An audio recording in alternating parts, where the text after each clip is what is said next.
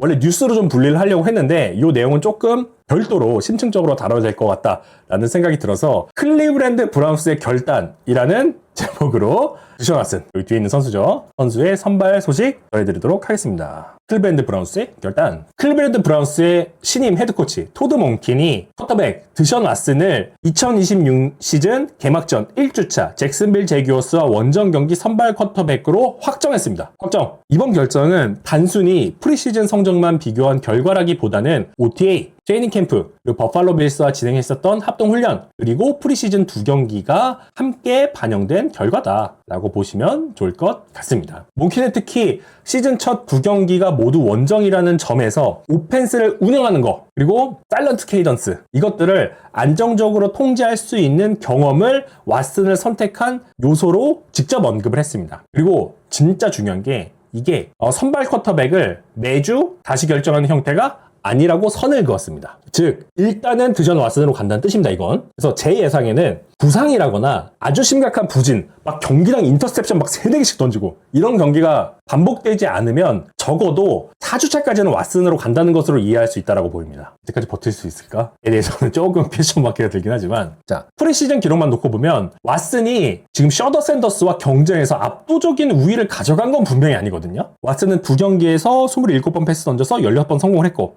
162야드 기록했고 터치다운이 없었습니다. 그리고 인터셉션이 하나 있었죠. 0TD 1인트. 셔더 샌더스는 22번의 패스 시도를 해서 15번 성공을 했고 153야드를 기록을 했고 한 번의 터치다운, 그리고 2개의 인터셉션이 있었습니다. 자, 컴플리션 측면에서도 차이가 나죠. 68.2%, 59.3%. 물론 딜런 가브리엘은 55.6%. 이 선수는 지금 논외. 경쟁이 지금 안 되는 상황이고요. 야드 자체는 왓슨이 9야드가 많긴 했는데 드랍백에서 6킬 차이가 났기 때문에 이건 사실 큰 의미가 없습니다. EPA 자체도 사실 비슷했어요. 따라서 이 클리블랜드 브라운스가 더 높게 평가한 부분, 컴플리션 퍼센트라거나 익스플로시브 플레이보다는 플레이 콜을 듣고 허드를 운영하고 프리스텝 정렬하고 프로텍션, 그리고 케이던스 관리까지 전체적인 쿼터백의 커맨드 쪽에서 드션 왓슨에게 더 좋은 평가를 줬다라고 해석할 수 있습니다. 또한 두 선수가 출전했을 때 상대했던 디펜스의 퀄리티도 같이 고려를 했겠죠. 왓슨 쪽이 조금 더 주전에 근접한 선수들이 많이 나왔었죠. 특히 이 오펜시브 라인이 현재 커맨더스는 대폭 교체된 상황이거든요. 그래서 원정 경기 속에서 막 소음이 있을 때, 이 사일런트 카운트 이걸 운영할 때 경험이 상대적으로 부족한 셔더 샌더스보다는 그래도 베테랑인 왓슨이 더 유리하다라는 평가를 했을 거라고 사료가 되고 있습니다. 그리고 또 고려를 해봐야 되는 게 전술적으로 왓슨에게 요구되는 역할이 이전 클리블랜드 브라운스의 오펜스와는 조금 다릅니다. 케빈 스테판스키의 브라운스와 토드 몽킨의 오펜스는 다릅니다. 이 몽킨의 오펜스, 특히 2026년 오펜스 같은 경우에는 풀백과 타이트엔드의 인설트 블락을 활용한 런 컨셉 굉장히 많이 쓰고 있었고요. 그 형태에서 이어지는 플레이 액션을 좀 많이 섞었습니다. 그리고 1번 리시버인 제리 주디를 외곽에 그냥 박아놓고 쓰는 게 아니고요. 한 위치에 고정하기보다는 모션 활용하고 얼라이먼트를 체인지해서 계속해서 움직이는 방식을 준비를 하고 있었습니다. 그리고 루키인 던젤 보스턴 바운더리 X에 세우고 막 3x1 포메이션에서 백사이드 컨테스트 캐치 타겟 이런 거 만드는 구상 역시도 확인이 되고 있는 상황입니다. 결국 왓슨에게 필요한 거는 무리한 플레이 연장 하지마 이거거든요. 런 액션, 포메이션 텐더시 요거 활용해서 커버리지를 읽고 우리가 만들어 놓은 구조 안에서 그냥 정확한 타이밍에 패스를 던져라라는 겁니다. 타이밍 잘 잡아라. 그렇기 때문에 이런 요소를 고려해 봤을 때 샌더스보다는 얘가 낫다는 거죠. 몽킨이 볼 때는.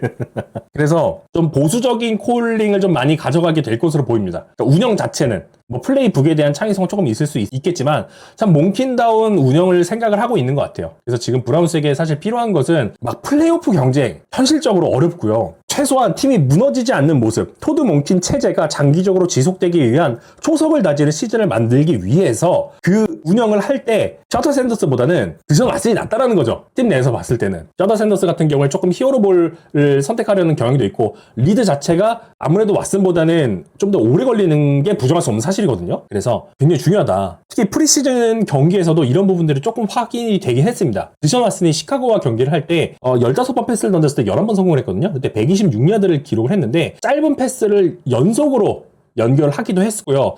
딜런 샘슨에게 짧게 던진 패스를 통해서 막 43야드 얻어내고 이런 장면들도 있었습니다. 이런 거 기대하겠다라는 거죠. 물론 뭐 고포이 상황에서 섹당하고 이런 건 좀 아쉽긴 했습니다. 그래서 정규 시즌 초반에 클리브랜드 브라운스와 브라운스 팬분들이 확인하셔야 될 핵심은 왓슨의 어떤 단순한 패싱 정확도, 이것보다는 막 프레셔를 받는 상황에서 프로세싱, 포켓 안에서 어떻게 관리를 하고 네거티브 플레이 얼마나 억제하는지, 이거 보시면 좋을 것 같습니다. 그리고 지금 왓슨이 두 차례 아킬레스건 부상 이후에 복귀를 했기 때문에 스크램블과 오프 스크립트 비중을 어느 정도 수준까지 허용할지, 토드 몽킨이, 이건 역시도 몽킨이 가져가고 있는 전체적인 운영에 중요한 변수로 작용할 것이다 라고 예상이 되고 있습니다. 그리고 디펜스에서도 좀 직접적인 전력 손실이 발생을 했죠. 주전 디펜시브 엔드로 준비를 하고 있었던 알렉스 라이트, 버팔로 빌스와 합동 훈련을 하는 과정에서 아킬레스건 파열이 이루어지면서 결국 시즌 엔딩이 되었고요. IR에 등재가 됐습니다. 이 라이트 같은 경우에 지난 시즌의 개인 최다 기록인 5.5개의 색을 기록을 했고요. 마일스 게럿이 트레이드 된 이후에 클리브랜드 디펜시브 라인에서 가장 오랫동안 몸을 담은 선수로 기록이 되고 있었습니다. 그리고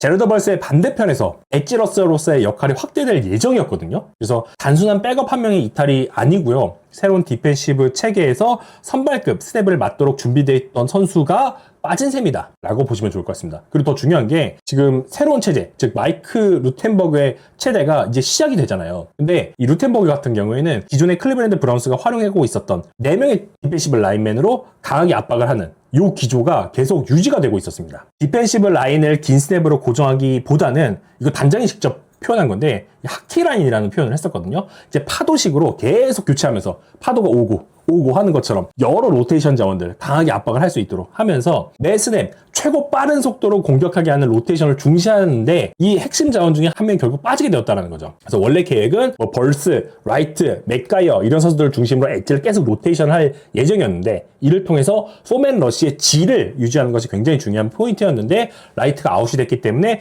벌스 반대편에서 스냅을 받고, 그리고 막 2차 패스 러시 로테이션을 해줄 수 있는 선수를 다시 선정해야 되는 상황이 되었다라고 할 수가 있겠습니다. 그래서 이를 대체하기 위해서 곧바로 빠르게 움직였죠. 데릭 바넷 1년 550만 달러 영입하면서 이 로테이션 자원을 빠르게 채웠는데 일단 성공을 했습니다. 바넷 같은 경우에는 필라델피아 그리고 휴스턴 텍산즈에서 110경기 이상을 뛰었죠. 그리고 34개의 색을 기록한 베테랑이기 때문에 젊은 엣지에게 모든 지금 라이트의 공백을 넘기기보다는 즉시 스냅을 소화할 수 있는 베테랑 있는 자원을 선택했다 라고 보시면 좋을 것 같습니다. 정리를 해보자면 클리브랜드 브라운스는 지금 개막을 앞두고 오펜스와 디펜스에서 서로 다른 형태의 불확실성을 정리한 상황이다 라고 할 수가 있겠습니다. 오펜스에서는 왓슨을 1선발 쿼터백으로 고정을 해서 케이던스, 프로텍션, 커뮤니케이션, 플레이 액션 이런 운영에 대한 연속성을 확보를 했고요. 디펜스에서는 라이트의 부상으로 악화된 이 엣지 로테이션에 바넷이라고 하는 베테랑을 더해서 포맨 프론트에 대한 뎁스를 보완했다 라고 할 수가 있겠습니다. 하지만 다시 말씀드리지만 왓슨이 샌더스보다 압도적인 프리시즌 경기력을 보여서 선발을 차지한 건 분명히 아니에요. 정규 시즌 초반에 토드 몽킨이 요구하는 구조화된 패싱 게임 안에서 턴오버와 색을 얼마나 줄이는지, 이것이 향후 우리가 중반기, 후반기 이 클리브랜드 브라운스의 쿼터백 자리를 결정하는 실질적인 평가 기준이 될 전망이다 라는 말씀 드리면서